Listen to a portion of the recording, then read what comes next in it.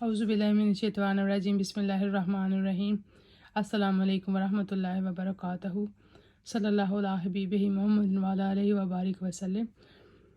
پچھلی ویڈیو میں ہم نے آیت نمبر 40 تک پڑھا تھا سورہ قمر کے بارے میں۔ اب ہم اس سے اگلی آیت پڑھتے ہیں، اس کا ترجمہ و تفسیر۔ بسم اللہ الرحمن الرحیم۔ وَلَقَدْ جَاءَ آلَ فِرْعَوْنَ النُّذُرُ۔ چونکہ اس سے پہلے اللہ تعالیٰ نے جو اپنے پیغمبر جن کی اقوام کے بارے میں بات کی ہے، ان کو پہلے پیغمبر بھیجے ڈر سنانے کے لیے، اور اس کے بعد ان پہ عذاب نازل ہوا۔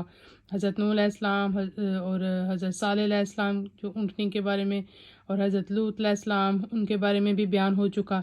تو اب حضرت موسیٰ علیہ السلام کے بارے میں بات ہو رہی ہے۔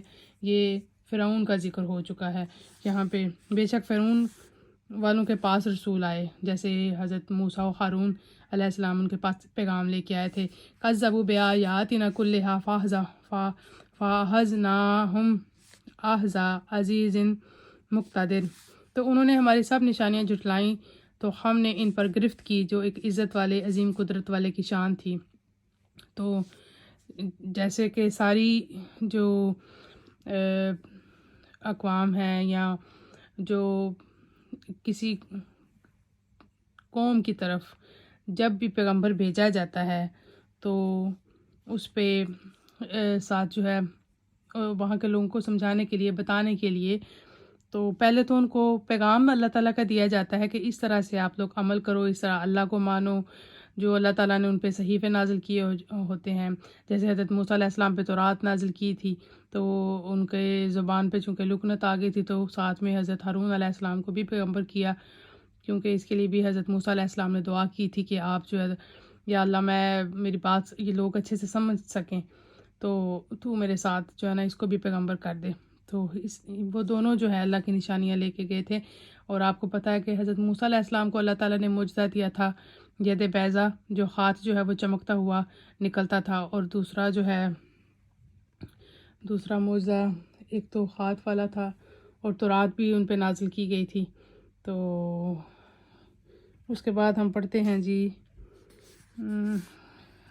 جو بھی ان پہ معجزات تھے، تو اس کے بعد جو ہے نا وہاں کے لوگوں نے نہیں مانا، یعنی کہ بنی اسرائیل کی طرف حضرت موسیٰ علیہ السلام گئے تھے، تو بنی اسرائیل نے بھی حضرت موسیٰ علیہ السلام کو جھٹلایا تھا۔ اب کفارکم خیر من اولیائکم ام لکم براءۃ فی الزبر۔ کیا تمہارے کافر ان سے بہتر ہیں یا کتابوں میں تمہاری چٹھی لکھی ہوئی ہے؟ یعنی کہ تمہارے کافر جو ہیں، جو اللہ تعالیٰ نے فرمایا کہ میں نے جو بھیجے ہیں تمہاری طرف، اللہ کے رسول آئے ہیں یا جو فرشتے پیغام لے کے ان کی طرف آتے ہیں، جو میرا پیغام تمہارے تک پہنچتا ہے، تو یا وہ کافر ان سے بہتر ہیں، یا تمہاری کتابوں میں جو پہلے چیزیں لکھی ہوئی پڑھی ہیں وہ ان سے بہتر ہیں؟ یعنی کہ جو اللہ کا پیغام ہے اس کے اگینسٹ بات ہو رہی ہے کہ تم لوگ جو بات کرتے ہو کافروں کو مخاطب کر کے کہا جا رہا ہے۔ ام یقولون نحن جمیع منتصر، یا یہ کہتے ہیں کہ ہم سب مل کر بدلہ لیں گے۔ سایہزم الجمع ویولون الدبر، ایک بگائی جاتی ہے یہ جماعت اور پیٹھ پھیر دیں گے۔ بل الساعۃ موعدہم والساعۃ ادھیٰ وامر، بلکہ ان کا وعدہ قیامت پر ہے، اور قیامت نہایت کڑوی اور سخت کڑوی ہے۔ ان المجرمین فی ضلال وسعر، بے شک مجرم گمراہ اور دیوانے ہیں۔ یوم یسحبون فی النار علی وجوہہم ذوقوا مس سقر، جس دن آگ میں اپنے منہ پر گھسیٹے جائیں گے اور فرمایا جائے گا کہ چکھو دوزخ کی آگ، یعنی کہ ان کو منہ سے پکڑ کے بتایا گیا نا کہ پیشانی کے بالوں سے پکڑ کے کھینچا جائے گا، تو منہ پر سے گھسیٹے جائیں گے نا، تو پھر فرمایا جائے گا کہ اب چکھو میرا یہ دوزخ، یہ عذاب جس کو تم جھٹلاتے تھے اور اس پہ تم ایمان نہیں لے کے آتے تھے۔ ان کل شیء خلقناہ بقدر، بے شک ہم نے ہر چیز ایک اندازے سے پیدا فرمائی۔ وما امرنا الا واحد کلمح بالبصر، یہ ہمارا کام تو ایک بات کی بات جیسے کہ پلک مارنا۔ اللہ تعالیٰ کے لیے تو دنیا پیدا کرنا، قیامت برپا کرنا، اور کچھ بھی پیدا کرنا، اللہ تعالیٰ نے فرمایا کہ یہ سب میرے لیے ایک آنکھ جھپکنے کے برابر ہے، یعنی کہ یہ دنیا کا پیدا کرنا یا جو کچھ بھی میں بنا سکتا ہوں کر سکتا ہوں، یہ تو کوئی بات نہیں ہے۔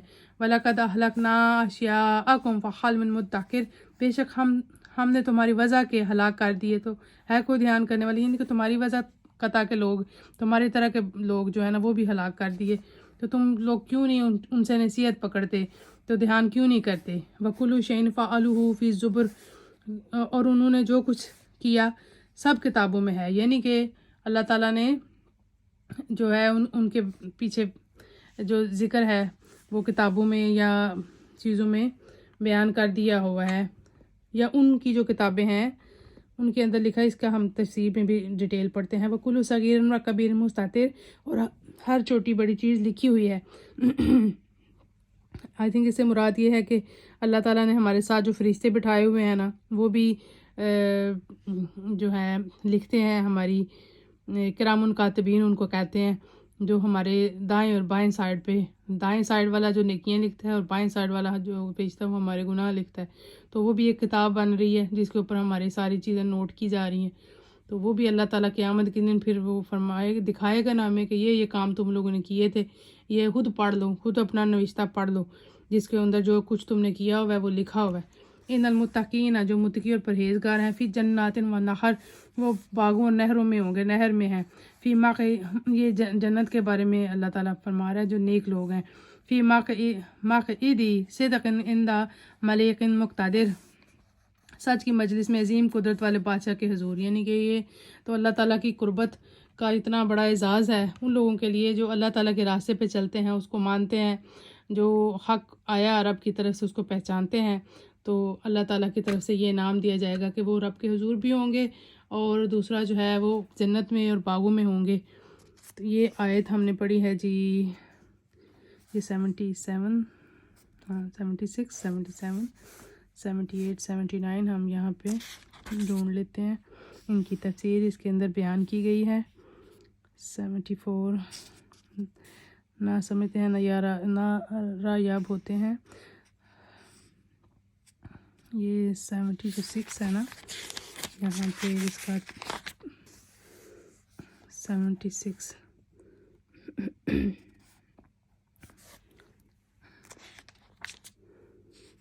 یہ آیت شان نزول آیت قدریوں کے حق میں نازل ہوئی ہے۔ قدری کوئی فرقہ ہے، قدریوں کے حق میں نازل ہوئی جو قدرت الہی کے منکر ہیں اور حوادث و کواکب وغیرہ کی طرف منسوب کرتے ہیں، یعنی کہ ان کا اس طرح سے عقیدہ ہے۔ مسئلہ حدیث میں انہیں مات کا مجوس فرمایا گیا، اور ان کے پاس بیٹھنے، ان کے ساتھ کلام شروع کرنے، اور وہ بیمار ہو جائیں تو ان کی عیادت کرنے، اور مر جائیں ان کے جنازے میں شریک ہونے کی ممانعت فرمائی ہے۔ انہیں دجال کا ساتھی فرمایا گیا جو بدترین خلق ہیں، یعنی کہ یہ ان کے بارے میں ہے، جو فرقہ ہے اس کے بارے میں بات کی گئی ہے۔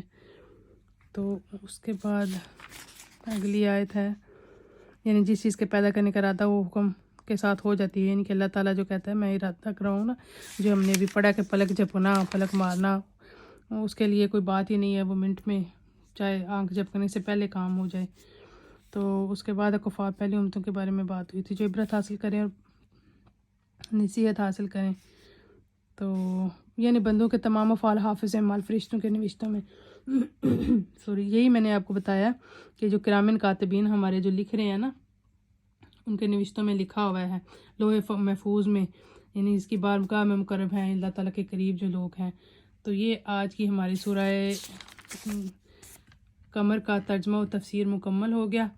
تو انشاءاللہ اس کے بعد ہم سورہ رحمان کو جو ہے نا پڑھیں اور سمجھیں گے انشاءاللہ۔ اللہ تعالیٰ یہ ہماری کاوش قبول فرمائے، اور یہ ہمارا پڑھنا سمجھنا آخرت کے لیے، اس کو توشہ آخرت بنائے ہمارے لیے، اور اس کو قبول فرمائے اپنی بارگاہ میں، اور ہماری نجات کا، ہمارے گناہوں کی بخشش کا ذریعہ بنائے۔